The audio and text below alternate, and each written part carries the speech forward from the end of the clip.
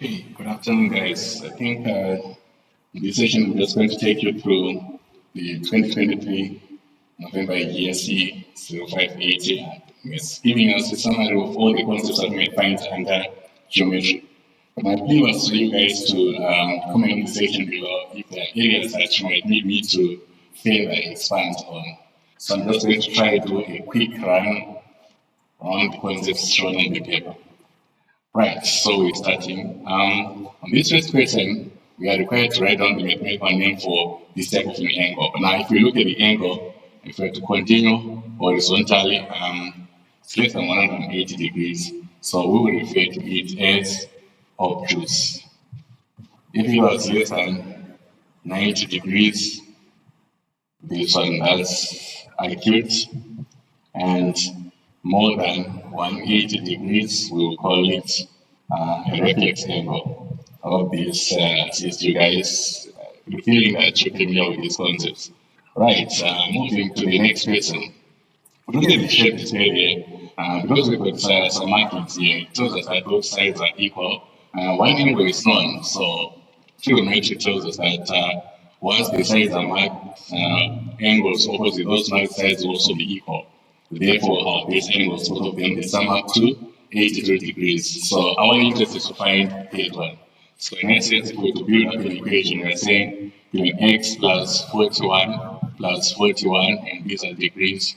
The result is going to be equal to 180 degrees, which is sum of all angles within a triangle. Now, doing our simplification, this will be 180 degrees minus 82 degrees after we combine these two. And we're revealing this will take us to x being equal to, it should be 98 degrees from our calculators. Right, proceeding on to the next question, number 3.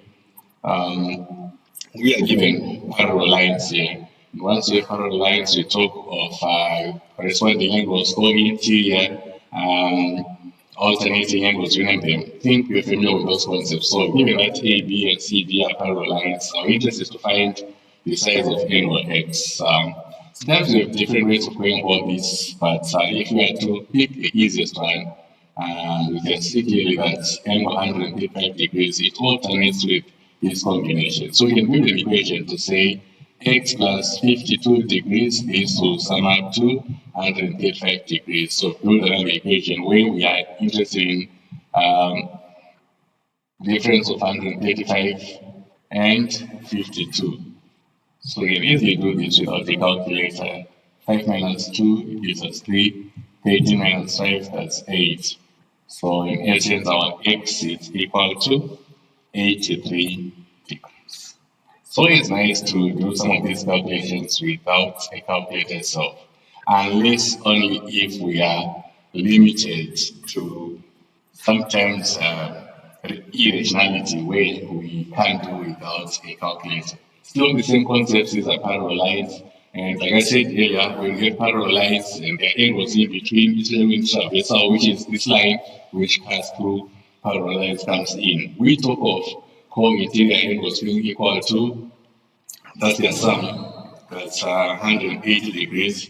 And we also have corresponding angles alternating, you name them, they're totally opposite.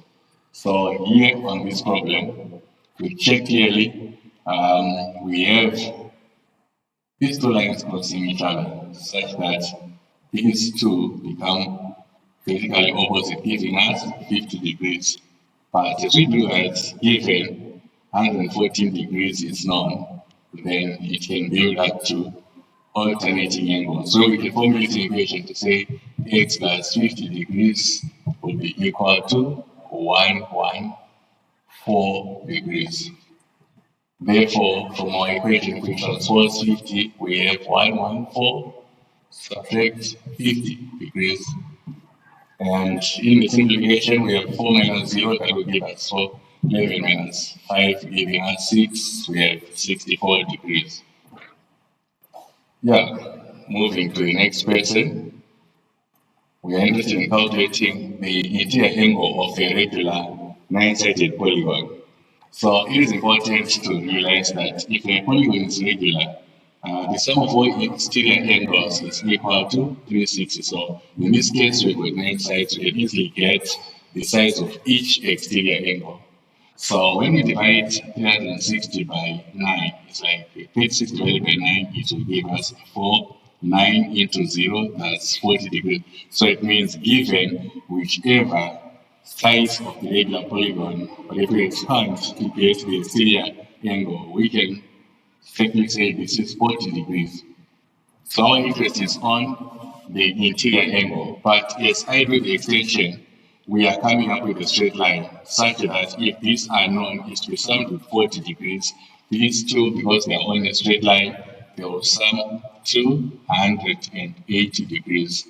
Now we formulate an equation where we're interested in x to say 180 degrees minus 40 degrees. When transposed, our x will be equal to 140 degrees, which will be the size of each interior angle of the 9-sided regular polygon. Right, moving to the next problem. This is number 6. We're given a circle here, and on this circle, we are told A, B, C. These are points on the circle. The center is O. So clearly, when the center is O, what it implies is AB is the diameter. Now, we are required to draw a tangent to a circle point A. This is the point of interest. So a tangent, by definition, is a line which touches a point on the circumference of the circle singularly. So in other words, we just touch the circle. It's exactly 1 point. So if we draw a tangent, this is going to be straight line which passes through point A, touching the circle exactly at that particular point. Circumference of the circle, we are told is 22.3 centimeters, and now on part B, we are required to calculate the radius of the circle. So on top of the circumference of the circle, which we refer to as perimeter, that's distance right round. Now, for a circle, we call it circumference, that's sign, but we've got a formula which we use to find the circumference. And the formula says 2 pi r. In other words, we need 2 times pi in radians to get the circumference. Now, because we're given the circumference, we can formulate the equation to say that if the circumference is 22.3, this will be equal to 2 pi times radius. So in essence, we divide both sides by 2 pi and here 2 pi for us to get the radius. So our radius is going to be equal to 22.3 over 2 times pi. Let me try to pick my calculator and see what I'll get. I hope you guys are also calculating from your side so that we verify. So I have my calculator here. A moment. Right.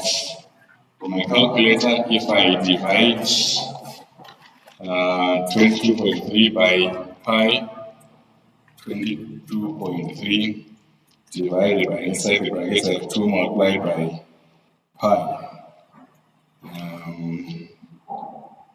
On my calculator, I'm getting a radius of 3.549, which we can round to maybe 3.55 to 2 decimal places.